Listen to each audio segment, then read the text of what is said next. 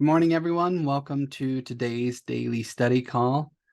We are continuing on with our study, Your Invisible Power by Genevieve Behrend.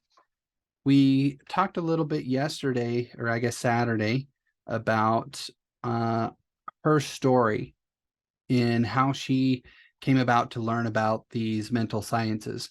And we talked about her husband had died. She had been feeling like an emptiness in her life, even though she had plenty of finances, she had friends around her, but she felt like that there was something missing, and she went in search of that. She had gone to different sources, and then she'd come across a book by, or I guess it is a book, but it's a book of lectures by Thomas Troward, and she decided to apply the principles that were in Thomas Troward's book, and she even memorized a paragraph from that book to try to incorporate that in her life and to make it a part of herself. And now we're going to continue on there with the story, because she's going to seek to become Thomas Troward's student. She wants to study underneath of him. So chapter 9 is what we're going to be studying today. How I attracted to myself $20,000. Now, I think right off the bat, that kind of piques people's interest a little bit. And remember, this book was written in 1920, and the experience that she's talking about is even further back than that. I'm not sure exactly. Maybe she'll talk about it here, but I've forgotten what year she meets Thomas Troward in. But back then, $20,000 is a lot of money. Again, I don't know what $20,000 would equate to in today's money, but it would probably be a couple hundred thousand, I would imagine. And so this is not an insignificant amount of money. And I think that it piques everybody's interest a little bit to hear how she did it. In the laboratory of experience in which my newly revealed relation to divine operation was to be tested, the first problem was a financial one. My income was a stipulated one, quite enough for my everyday needs, but it did not seem sufficient to enable me to go comfortably to England, where Troward lived, and remain for an indefinite period to study with so great a teacher as he must be. So before inquiring whether Troward took pupils or whether I would be eligible in case he did, I began to use a paragraph I had memorized. Daily, in fact, almost hourly, the words were in my mind. My mind is a center of divine operation, and divine operation means expansion into something better than has gone before. Now, she touches on two keys here that, well, one, I want to go over the statement that she said there, because we've talked about these principles in this study before, but I want to go over them again. But she hits upon some other thing of how often she did it. She says daily, in fact, almost hourly, the words were in my mind. Now, I would say if you're wanting to manifest something in your life, you're trying to create something in your life through the mental sciences, the very least that you want to do is every day. And that's the least. If you do any less than every day, it starts to go into the realm of hit or miss, of whether it's going to come about or not. And what a lot of teachers do, and this is what I suggest to my students, is that you do it soon after you wake up and just as you're falling asleep, that you want to reinforce this mental picture in your mind of what it is that you're trying to create. And there is some science behind that. And I think we went over that in one of the previous calls, the science of why we would want to do them at those 2 times of day. And she brought out that. But if you can do it at other times during the day as well, you're just going to increase the frequency at which you're putting this out. And not saying that it's going to happen necessarily quicker, but it could, because as you're sending that message out more and more, it's going to come into contact with more and more minds. It's going to influence more minds to then, come your way. It's kind of like the idea that they've done studies on this kind of thing, that oftentimes people need to be exposed to things multiple times before they take action on it. And it's roughly around 6 to 10 times that a person needs to be exposed to something before they decide that, they want to do anything with it. And so if you're constantly putting that message out, and remember, we're all connected through this substance, all of our minds are connected subconsciously, then you're going to be reaching out and impressing upon those other minds your idea. And the more that you can do that, the more you're going to be able to influence those other minds to work with you to bring about whatever it is that you're trying to accomplish. And now you're not doing this in the sense of that you're trying to manipulate other people, because those people that it resonates with and that it comes to their mind and that it influences them that want to help you, it'll be for their benefit too. And so we're not manipulating people into doing something that they don't want to do. We're helping people to see something that would actually benefit them. And so I don't want you to get the idea that we're trying to send these messages out so that we can manipulate people into doing what we want, because that's not at all what this does. And then her statement here: my mind is a center of divine operation, and divine operation means expansion into something better than has gone before. So this idea that she's incorporating into her mind is that she is a center of divine operation. Divinity, spirit, God is working through her, and it's working through her for expansion, not only for her expansion, or not only for the expansion of others, but for her personal expansion. And it's the same for you and I. And if we can grasp that idea and incorporate that into our mind, that we are a creative center and that God is creating through us for the benefit of others and for our own benefit, then we can increase the frequency at which this process happens in our life. From the Edinburgh Lectures, I had read something about the law of attraction, and from the chapter of causes and conditions, I had gleaned a vague idea of visualizing.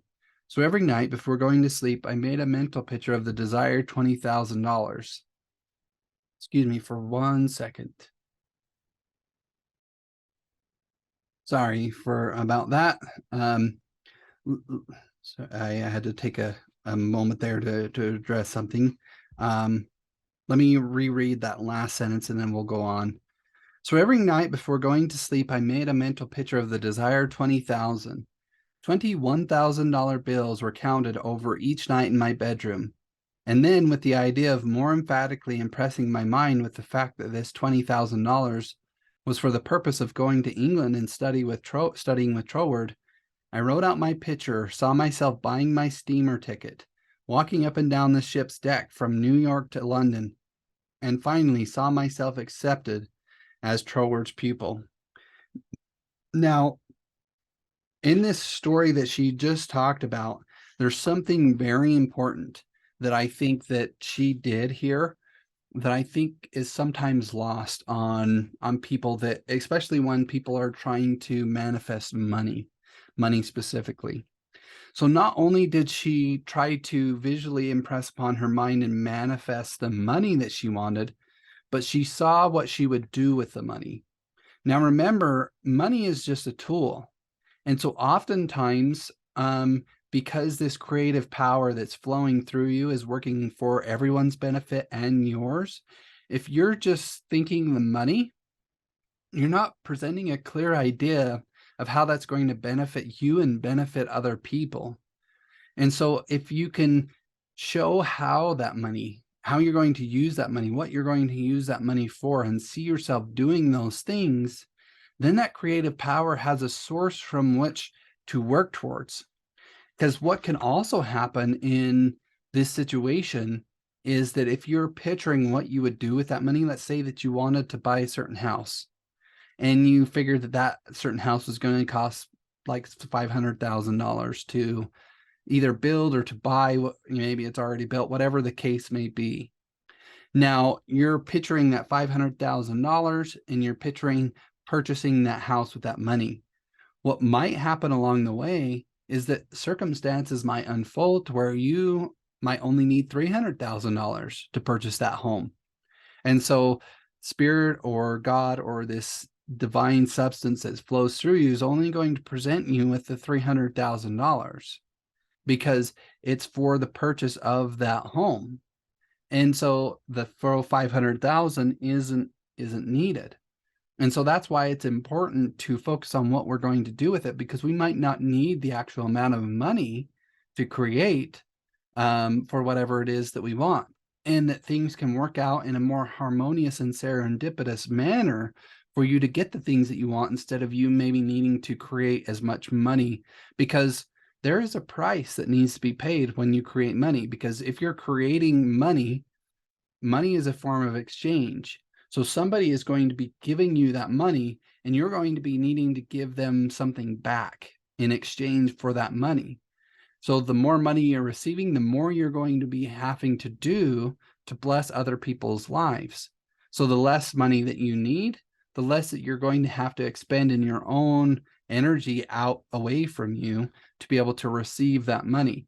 Now, that's not necessarily a bad thing if you enjoy what it is that you're doing. But just remember, there is a price. There is an exchange that happens whenever we're exchanging these forms of energy. So I think that it's important to understand that idea that she didn't just think about the $20,000, but she also visualized what she was going to do with the $20,000. Because again, if you just picture the $20,000, but you don't put behind it why you need it, how it's going to benefit you, how it's going to benefit others, the creative power may or may not work through you to create that, because it doesn't understand what it is that it's creating it for. Because money is just a tool. Money is not an end. It's not an end in itself. Money is a means to other ends, and we need to picture those ends. And we can also picture the money, the tools that we need along the way. That's true. But we want to also focus specifically on the end that we're trying to create. This process was repeated every morning and every evening, always impressing more and more fully upon my mind Troward's memorized statement. Again, she goes back to this idea that she did it every morning, every mind, which is what I suggest to my students and what I personally do myself when I'm trying to manifesting, which I'm usually always trying to create something in my life. I'm working towards something all the time. So I'm doing this every morning and every night. I'm visualizing and building in my mind the picture of what it is that I want in my life, what I'm trying to create. My mind is a center of divine operations. I endeavor to keep this statement in the back part of my consciousness all the time, with no thought in mind as how the money might be obtained. Probably the reason why there was no thought of the avenues through which the money might reach me was because I could not possibly imagine where the 20,000 would come from. So I simply held my thoughts steady and let the power of attraction find its own ways and means. So she hits upon another point there, that whenever you're trying to create something, whenever you're trying to manifest something in your life, it's far more beneficial if you focus on the end result and you let this spirit, this power, this creative force, or God, however you want to call it, work through you to create it in whatever way that it seems that it finds most harmonious and to the benefit of the most people. Because if you try to force upon it, it has to happen in a certain way. That certain way might not be to the benefit of everyone. It might actually take away from people. And so in that sense, that spiritual power, that creative force is not going to be on your side to help you create it. It's not going to work through you because it's not for everyone's benefit involved. And in fact, sometimes it might work against you. And so if you just focus on the end result of whatever it is that you want and let the creative process unfold, however it's going to unfold, then that creative power can make it to the benefit of everybody involved, and you'll actually get what you want. But again, if we try to force the process, if we try to say it has to happen in such and such a way, sometimes we can frustrate our own plans and they'll come to naught. And so she brings out this idea that, she just focused on that $20,000 and what she was going to do with it. And she didn't put into place how it was going to happen. One day while walking on the street, taking deep breathing exercises, the thought came, my mind is surely a center of divine operation. If God fills all space, then God must be in my mind also. If I want this money to study with Troward, that I may know the truth of life, then both the money and the truth must be mine, though I am unable to feel or see the physical manifestations of either. Still, I declared it must be mine. Now, this is an interesting point, and you find it when you find somebody that truly knows what they're talking about. They'll talk about this idea that you must believe that it is already yours before you can actually obtain it physically out in the world.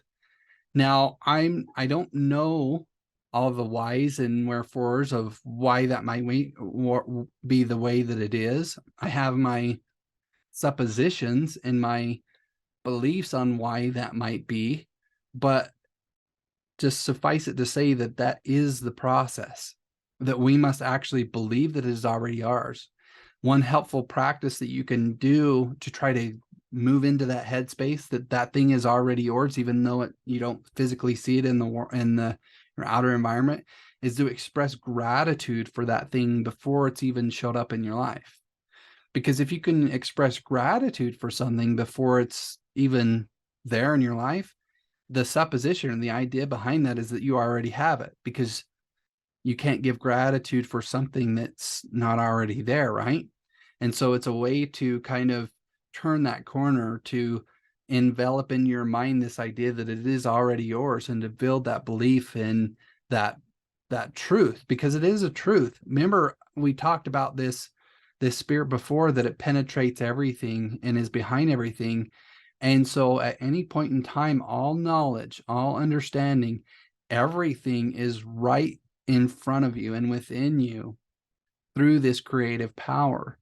Because we've talked about a little bit from a quantum physics standpoint, that quantum physics talks about this kind of force that is kind of it's kind of a nothingness and the somethingness all at the same time, that it's really kind of indescribable. But the substance that is in this state is everything and it's nothing all at the same time. And since it's everything and it's nothing all at the same time, it acts upon whatever the mind or the consciousness tells it that it is.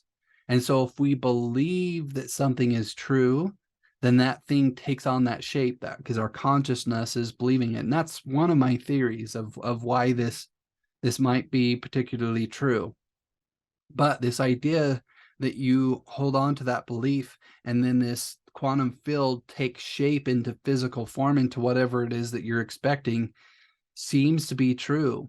And it seems to be the process by which these things happen, because we know these things happen. We just don't always understand the process of why it happens and how it happens.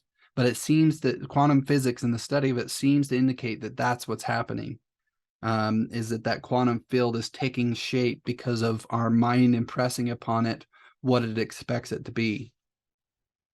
There was a feeling of absolute certainty of being in touch with all the power life has to give. All thought of money, teacher, or even my own personality vanished in the great wave of joy which swept over my entire being. I walked on and on with feeling of joy steadily increasing and expanding until everything about me seemed to glow with resplendent light. Every person I passed was illuminated as I was. All consciousness of personality had disappeared, and in its place there came that great and almost overwhelming sense of joy and contentment. That night when I made my picture of the $20,000, it was with an entirely changed aspect. On previous occasions when making my mental picture, I had felt that I was waking up something within myself. This time there was no sensation of effort. I simply counted over the $20,000. Then, in a most unexpected manner, from a source of which I had no consciousness at the time, there seemed to open a possible avenue through which the money might reach me. At first, it took great effort not to be excited. It all seemed so wonderful, so glorious to be in touch with supply. But had not Troward cautioned his readers to keep all excitement out of their minds in the first flush of realization of union with infinite supply, and to treat this fact as a perfectly natural result that had been reached through our demand? This was even more difficult for me than it was to hold the thought that all the substance there is, I am. I, or the idea, I am the beginning of all form, visible or invisible. Now, one of the reasons why if you connect with this source and you realize that you're connecting and you realize that power, you don't want to get into excitement, because excitement would signify that this is something new, that this is something novel, that this is something that you don't experience. And so if you can hold back that excitement and treat it as a natural occurrence, then you speed up the process of being able to connect to this source over and over and over again, and it to become a natural occurrence in your life and not something that's a surprise to you. And so that's why Trower teaches his students that if they become aware of that connection that they have with it, to not get super excited and to get into this feeling of that it's something novel or new, it's something they've never experienced before, but actually treat it as if it's not. Excuse me. Just as soon as there appeared a circumstance which indicated the direction through which the $20,000 might come, I not only made a supreme effort to regard the indicated direction calmly as the first sprout of the seed I had sown in the absolute, but left no stone unturned to follow up that direction by fulfilling my part. By so doing, one circumstance seemed naturally to lead to another until step by step my desired $20,000 was secured. To keep my mind poised and free from excitement was my greatest effort. Now, we're running short on time, and there's still more to this story. So I just want to touch on this last idea, and then we'll end our study call there today. But the idea is that when she had the idea, she got the idea of how that $20,000 could be created in her life. She went about and she started taking action upon that and started to work towards creating it. Now, this is an idea that many fall prey to when they're studying the mental sciences, is that they think that they just think these things and then all of a sudden the things are just going to show up in their life. They're just going to be attracted to them by the law of attraction, and they don't have to do anything. That's not true. See, what happens is that you put out this idea from you by doing those mental exercises every morning and every night. And then what happens is that this spirit, this creative force, is going to bring to you an opportunity that you need to take advantage of, something that you need to do so that then that can be created in your outer world. It's not going to bring the creation to you without you needing to do anything. You have to take action. And she mentioned that here. And I think it's important for all of us to understand that there is personal action that needs to be taken whenever we're trying to use these creative powers and create something in our life. Nothing comes free. There is always an exchange of energy. Now, that exchange of energy doesn't need to be honoring or laborious, but it can be free and it can be effortless as well, because it could be something that we so enjoy to do. But remember, there still is that exchange. You're still going to have to do something. And so whenever you're putting that thought out there and you're putting it out every morning and every night, you want to pay attention from then on of what's showing up in your life, what's coming, and then take action upon those things. Because one of those things, everything that you take action upon may not bring you the thing that you want, but one of those things that's occurring to you, one of those things that's coming out and popping into your mind is going to lead you to it. So take action on those steps. And one of those things is going to bring you, or going to lead you, as she talked about, step by step towards what it is you want. Because sometimes let's say that you are going for $20,000 like her. The initial thing that comes to you may not be the opportunity for you to get the $20,000.